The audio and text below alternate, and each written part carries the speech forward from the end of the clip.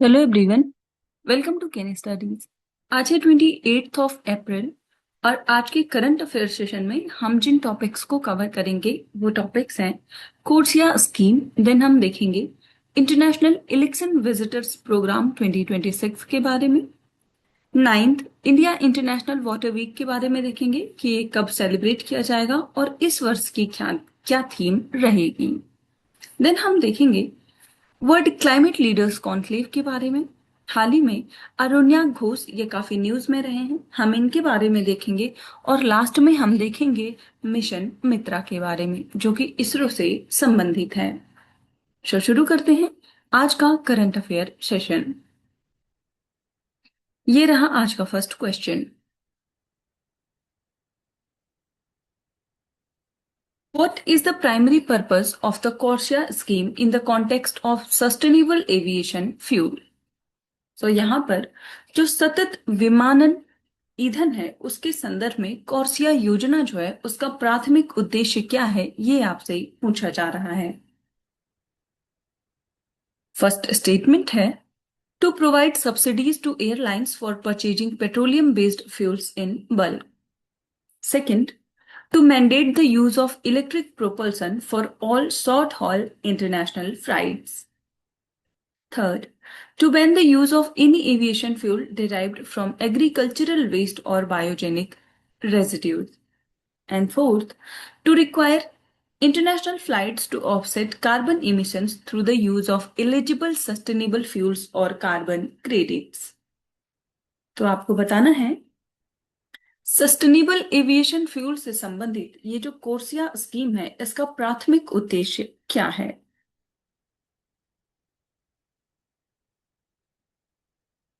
और इस क्वेश्चन में आपका करेक्ट ऑप्शन हो जाएगा ऑप्शन डी। सो इसका जो उद्देश्य है वो है to require international flights to offset carbon emissions through the use of eligible sustainable fuels और कार्बन क्रेडिट्स। आप देख सकते हैं। सो ये जो कोर्सिया स्कीम है यहाँ पर कोर्सिया का फुल फॉर्म है carbon offsetting and reduction scheme for international aviation. So ये एक ग्लोबल मार्केट बेस्ड मेजर है developed by the international civil aviation organisation और इसका प्राइमरी गोल है to address the increase in total emissions from international aviation. So, under this scheme, CORSIA, airlines are required to offset any emissions that exceed a specific baseline. One of the most effective ways for airlines to do this is by using sustainable aviation fuel.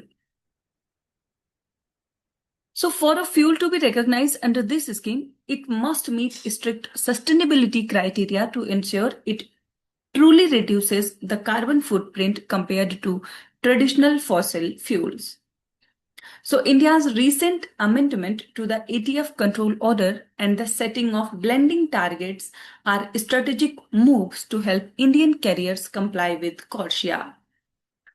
So, by using SAF, airlines can reduce their offsetting requirements, thereby reducing the financial burden of buying carbon credits on the open market. So, this aligns India with international environmental standards and ensures that Indian aviation remains competitive in the world, increasingly focused on net zero goals.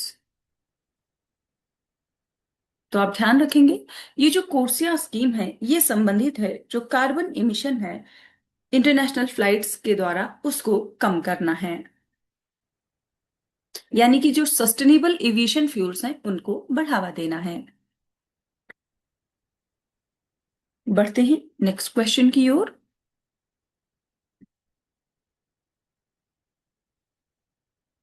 Consider the following statements regarding International Election Visitors Program 2026.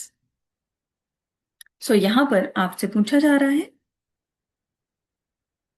अंतरराष्ट्रीय चुनाव आगंतुक कार्यक्रम 2026 जो है इससे संबंधित कुछ कथन दिए गए हैं जिन पर आपको विचार करना है। फर्स्ट स्टेटमेंट है It is a multilateral initiative hosted by the United Nations to monitor the fairness of elections in developing nations. और सेकंड स्टेटमेंट है The program allows foreign delegates to observe the integration of technology such as VVPATs and digital apps in the Indian electoral process.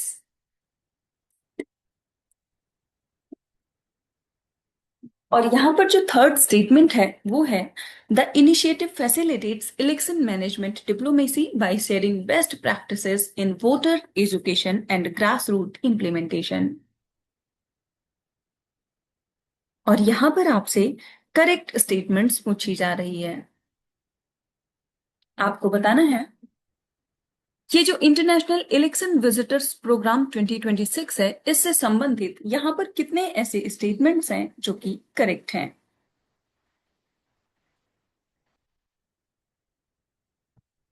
और इस question में आपका correct option हो जाएगा option B. सो यहाँ पर केवल दो ही स्टेटमेंट्स करेक्ट हैं और वो स्टेटमेंट्स हैं सेकंड और थर्ड।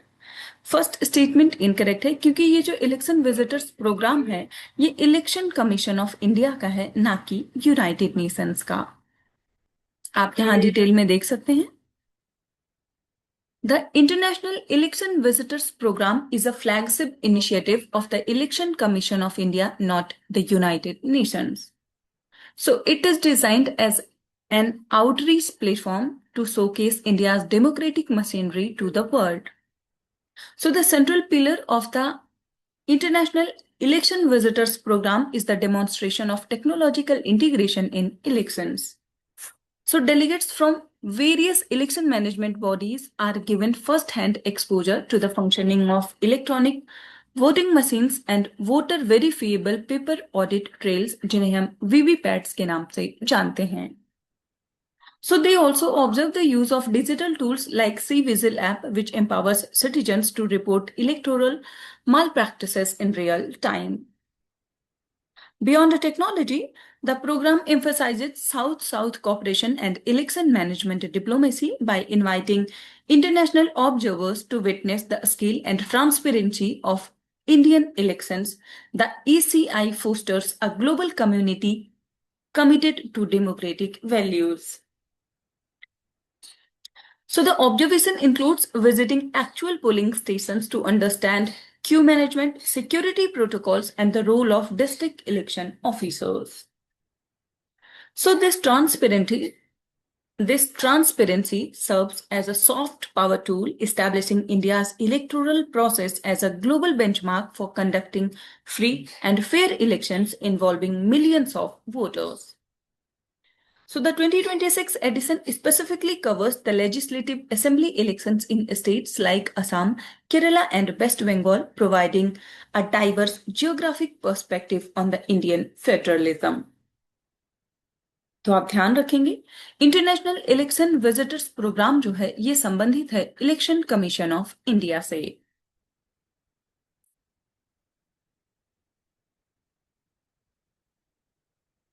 बढ़ते हैं नेक्स्ट क्वेश्चन की ओर।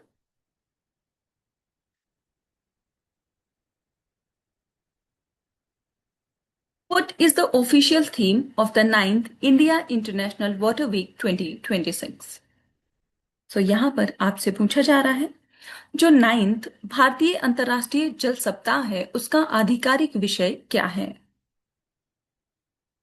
आपके ऑप्शंस हैं water in climate related risk, second climate resilient water management, third inclusive and equitable water governance या फिर technology and community for water security. और इस क्वेश्चन में आपका करेक्ट ऑप्शन हो जाएगा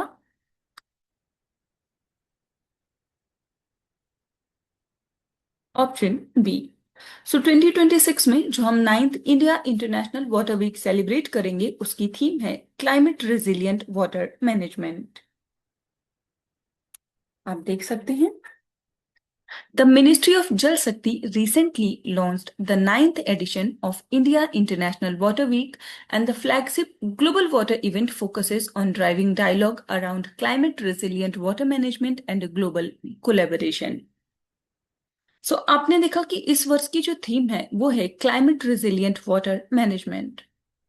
इसके साथ ही जो बाकी ऑप्शंस हैं like inclusive and equitable water governance, technology and community for water security, and water in climate related risk are mentioned as sub themes under the thematic forum, not the main theme.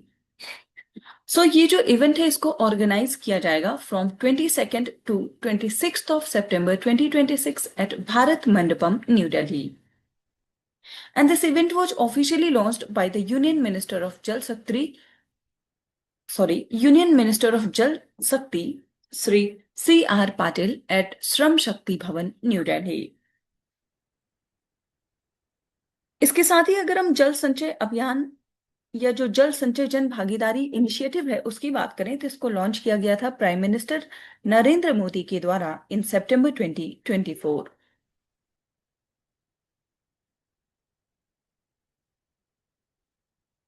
बढ़ते हैं next question की ओर।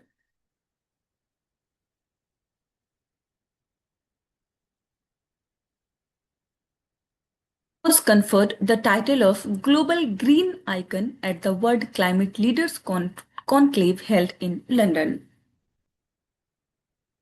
यहाँ पर आपसे पूछा जा रहा है कि हाल ही में जो लंदन में आयोजित विश्व जलवायु नेताओं का सम्मेलन है उसमें किसे ग्लोबल ग्रीन आइकन अवार्ड से सम्मानित किया गया है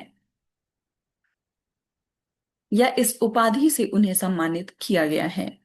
आपके ऑप्शंस हैं के चंद्रशेखर राव, सेकंड जोगिनपल्ली संतोष कुमार, थर्ड शैलेश वारा या फिर निक न्यूलैंड एस्नर। आपको बताना है वर्ल्ड क्लाइमेट लीडर्स कॉन्क्लेव जिसका आयोजन किया गया लंदन में उसमें किसको ग्लोबल ग्रीन आइकन टाइटल से सम्मानित किया गया है। और इस क्वेश्चन में आपका करेक्ट ऑप्शन हो जाएगा ऑप्शन बी। ये है जोगिनपल्ली संतोष कुमार। आप देख सकते हैं। Indian environmental leader and former Rajya Sabha MP Joginnapalli Santosh Kumar has been conferred the title of Global Green Icon at the World Climate Leaders Conclave held at the House of Lords in London. He was recognized for his outstanding contribution to large-scale afforestation, ecological restoration, and citizen-led climate action initiatives emerging from the global south. His flagship initiative, the Green India Challenge, has mobilized millions of citizens across India for tree planting and sustainable practices, making it one of the most prominent citizen-led environmental movements. के चंद्रशेखर राव की बात करें तो he is the former chief minister of Telangana under whose leadership the तेलंगानाकु हरितु हरम programme was launched, not the recipient of this award. इसके साथ ही ऑप्शंस में आपने देखा कि शैलेश वारा और निक न्यूलैंड एशनर रहे हैं and they were among the senior British officials and international dignitaries who attended the ceremony but they are not the awardees. तो आप ध्यान रखेंगे वर्ल्ड क्लाइमेट लीडर्स कॉन्क्लेव जिसका आयोजन लंदन में किया गया उसमें ग्लोबल ग्रीन आइकन उपाधि से सम्मानित किया गया है इंडिया के जो राज्यसभा एमपी हैं जोगिनपल्ली संतोष कुमार को।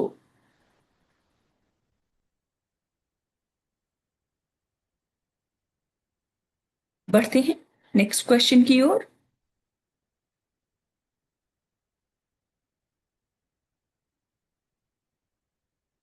Who consider the following statement about Aronyak Ghosh achievements made in Indian chess. यहां पर आपसे पूछा जा रहा है कि भारतीय शतरंज में आरोन्याक घोष की जो उपलब्धियां हैं उनकी वजह से वो काफी चर्चा में रहे हैं जिन पर आपको विचार करना है। फर्स्ट स्टेटमेंट है he achieved the title of becoming India's 97th chess grandmaster. And second, he hails from the state of Maharashtra. और यहां पर आपसे करेक्ट स्टेटमेंट्स पूछी जा रही है। आपको बताना है अरोन्या घोष से संबंधित यहाँ पर कौन से ऐसे स्टेटमेंट्स हैं जो कि करेक्ट हैं?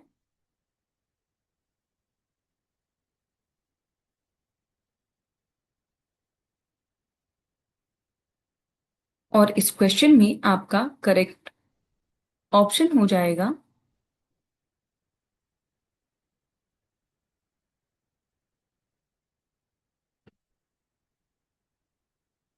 Option D.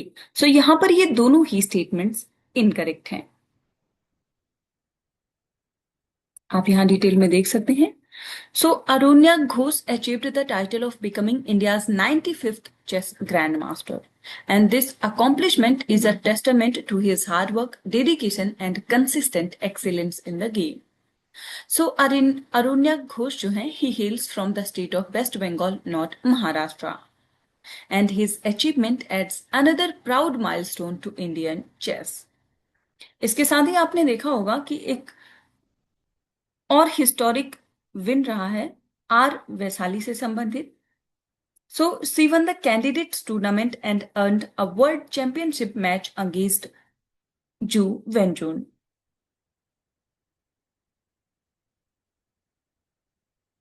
तो आप ध्यान रखेंगे, भारत के जो 95th चेस ग्रैंड मास्टर बने हैं वो बने हैं अरोन्या घोष, और ये संबंधित हैं वेस्ट बंगाल से। बढ़ते हैं नेक्स्ट क्वेश्चन की ओर। Consider the following statements about mission MITRA. So यहाँ पर जो मिशन मित्रा है इससे संबंधित कुछ कथन दिए गए हैं जिन पर आपको विचार करना है। फर्स्ट स्टेटमेंट है, it is a joint space mission between ISRO and NASA to study the lunar surface. And second, the mission focuses on mapping the physiological effects of hypoxia and the physiological resilience of teams in isolated environments. And third, it is being conducted in the high altitude region of Ladakh to simulate the stressors of space flight. और यहां पर आपसे correct statements पूछी जा रही है। आपको बताना है मिशन मित्रा से संबंधित यहां पर कितने ऐसे स्टेटमेंट्स हैं जो कि करेक्ट हैं।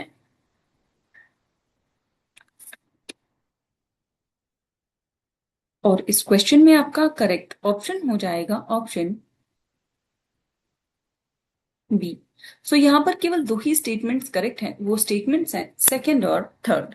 फर्स्ट स्टेटमेंट इनकरेक्ट है क्योंकि ये जो मिशन मित्रा है इसको इसरो ने लॉन्च किया है, ये ज्वाइंट मिशन नहीं है नासा के साथ। आप देख सकते हैं। सो मिशन मित्रा में यहां पर जो मित्रा टर्म है इसका फुल फॉर्म है mapping of interoperable traits and response assessment. So ये एक इंडिजिनस एनालॉग स्पेस मिशन है launched by ISRO in 2026 and it is not a joint mission with NASA. So an analog mission is a terrestrial simulation that mimics the extreme condition of space.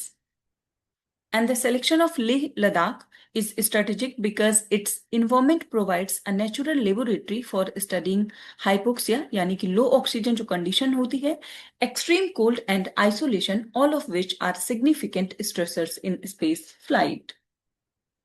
तो आप ध्यान रखेंगे ये जो mission मित्रा है इसका आयोजन किया जा रहा है लेह लद्दाख में। The core objective of Mission Mitra is to study human factors that are critical for the success of Gaganyaan program and future long duration missions like the Indian Space Station. So researchers monitor the Gaganyatris and ground control to understand team dynamics, communication lags, and cognitive performance under stress. By tracking interoperable traits, ISRO aims to see how team members support each other and maintain morale during periods of high pressure. So, this research is vital for developing protocols for aerospace medicine and ensuring that safety of astronauts during mission to the moon or Mars. So, the data generated helps in designing closed loop life support systems and refining the coordination between the crew and the mission control, thereby reducing India's dependence on foreign analog research data. तो आप ध्यान रखेंगे ये जो mission मित्रा है ये संबंधित है इसरो से और इसका आयोजन किया जा रहा है लेह लद्दाख में।